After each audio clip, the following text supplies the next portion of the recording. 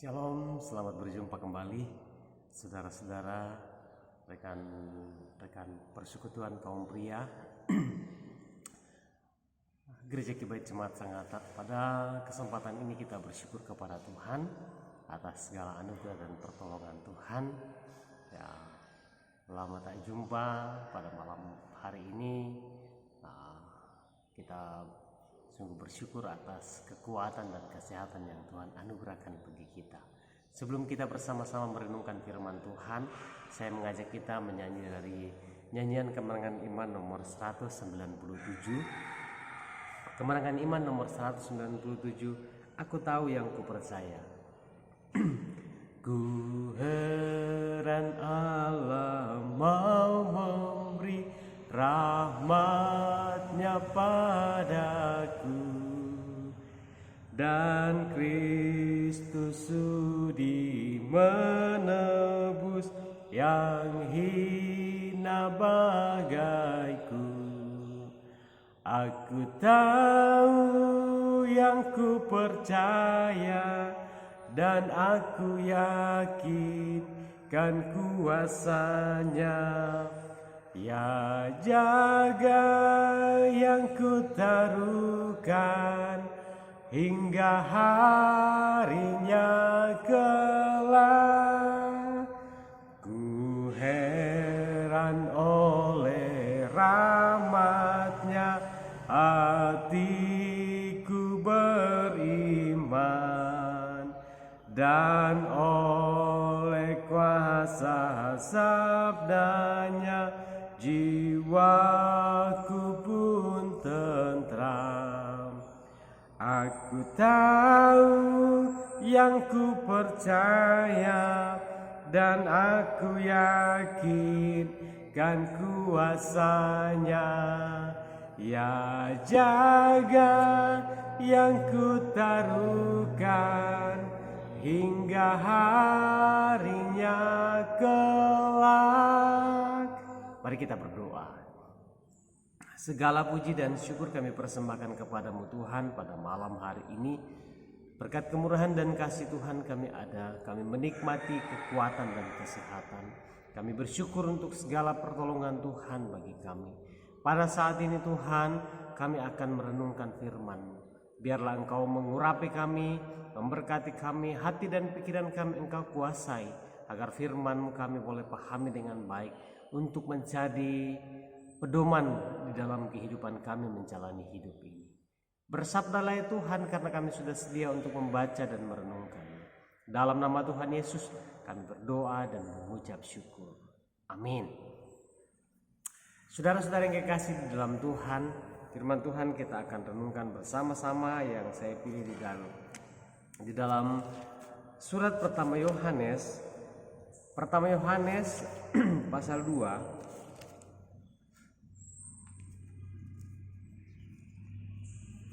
Pertama Yohanes pasal 2 ayat 1 sampai dengan ayatnya yang ke-6. Firman Tuhan berbunyi seperti berikut. Anak-anakku, hal-hal ini kutuliskan kepada kamu supaya kamu jangan berbuat dosa. Namun jika seorang berbuat dosa, kita mempunyai seorang pengantara pada Bapa, yaitu Yesus Kristus yang adil. Dan Ia adalah pendamaian untuk segala dosa kita, dan bukan untuk dosa kita saja, tetapi juga untuk dosa seluruh dunia. Dan inilah tandanya bahwa kita mengenal Allah, yaitu jikalau kita menuruti perintah-perintah-Nya. Barang siapa berkata aku mengenal Dia, tetapi ia tidak menuruti perintah-Nya, ia adalah seorang pendusta, dan di dalamnya tidak ada kebenaran. Tetapi barang siapa menuruti firman-Nya, di dalam orang itu sungguh sudah sempurna kasih Allah. Dan dengan itulah kita ketahui bahwa kita ada di dalam Dia. Barang siapa mengatakan bahwa ia ada di dalam Dia, ia wajib hidup sama seperti Kristus telah hidup. Hidup seperti Kristus. Itu tema renungan kita pada saat ini. Hidup seperti Kristus. Dalam ayat yang ke-6 firman Tuhan katakan, barang siapa mengatakan bahwa ia ada di dalam Dia, ia wajib hidup sama seperti Kristus telah hidup.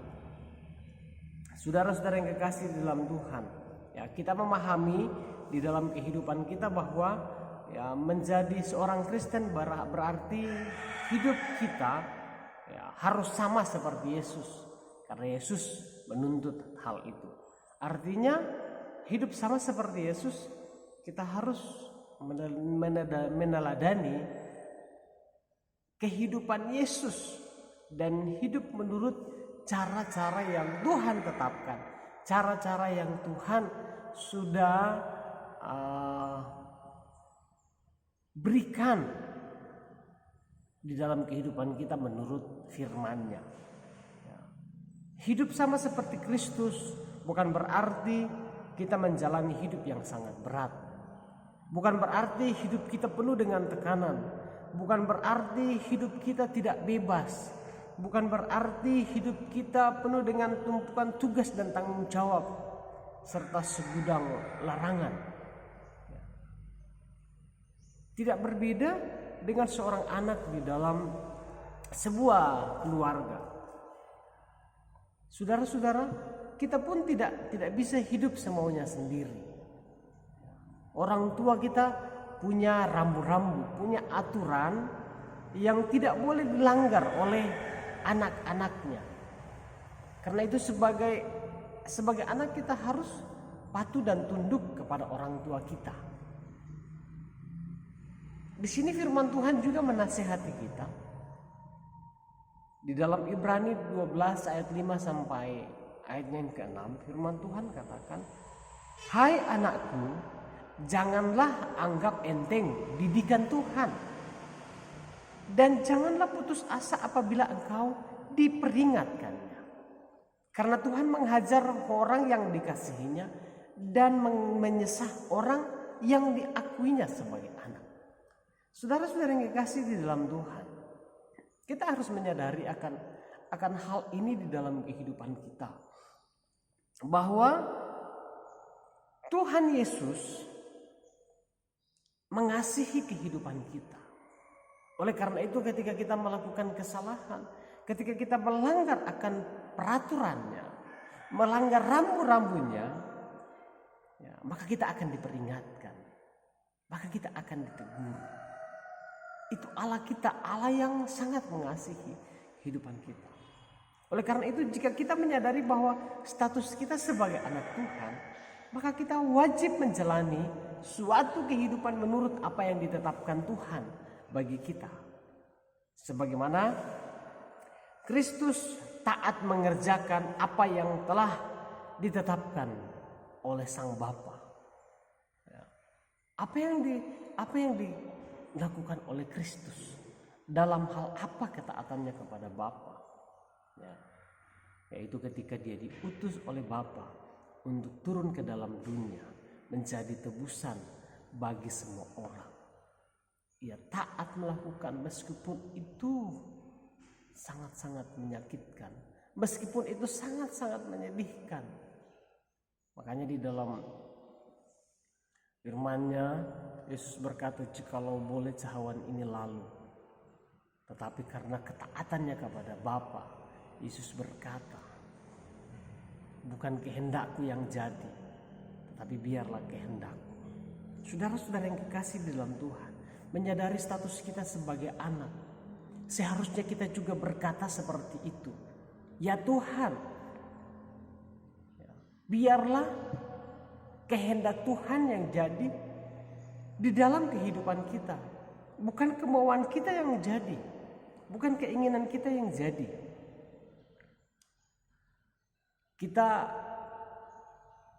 melihat atau memandang kepada Yesus yang taat kepada Bapa dan mengerjakan apa yang diperintahkan oleh Bapa kepadanya. Dan inilah yang menjadi kunci kesuksesan atau rahasia keberhasilan Yesus di dalam menjalani suatu proses, yaitu proses penebusan bagi umat manusia.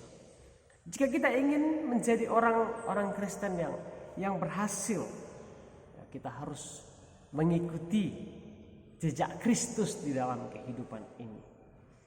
Tuhan Yesus mengatakan bahwa Ia datang ke dalam dunia ini dengan satu tujuan.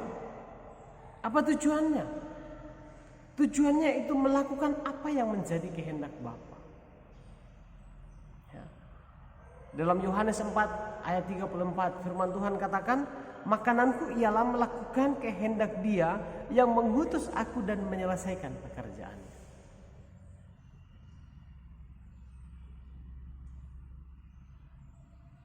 Apa yang menjadi tujuan kita hidup di dalam dunia?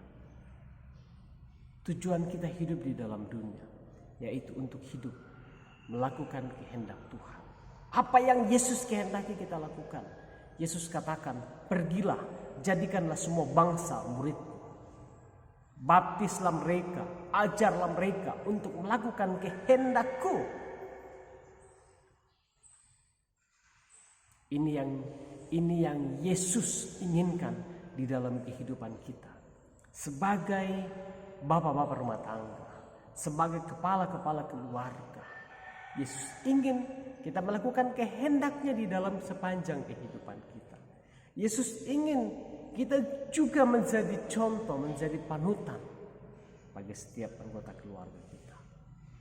Saudara-saudara yang kekasih dalam Tuhan, seringkali kita berpikir bahwa hidup sama seperti Kristus yang menjadikan kita hidup dalam penderitaan dan terkekang, terikat. Padahal di dalam Yohanes pasal 8 ayat 31 sampai 32 firman Tuhan berkata, jikalau kamu tetap dalam firman-Ku, kamu benar-benar adalah murid-Ku, dan kamu akan mengetahui kebenaran, dan kebenaran itu akan memerdekakan kamu. Wow, saudara-saudara yang kekasih di dalam Tuhan, ini satu ayat firman Tuhan yang bisa menjadi kekuatan di dalam kehidupan kita.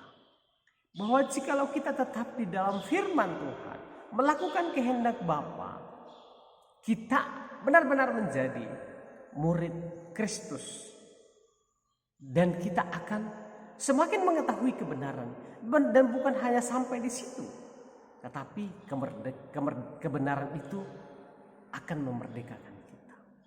Akan memampukan kita hidup terus melakukan kehendak Allah di dalam sepanjang kehidupan ini. Itulah sebabnya selama kita berada di bumi, ya,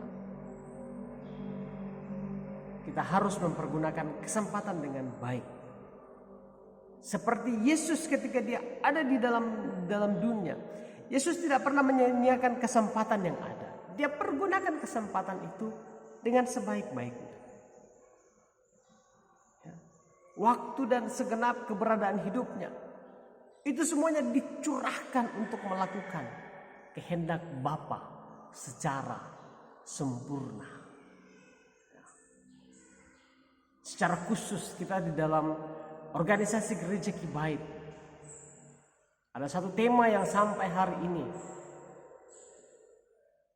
harus kita lakukan di dalam kehidupan kita, yaitu menjadi gereja yang misioner. Salah satu ciri gereja yang misioner adalah menghormati otoritas firman Tuhan. Ini salah satu yang menjadi kehendak Allah dalam kehidupan kita.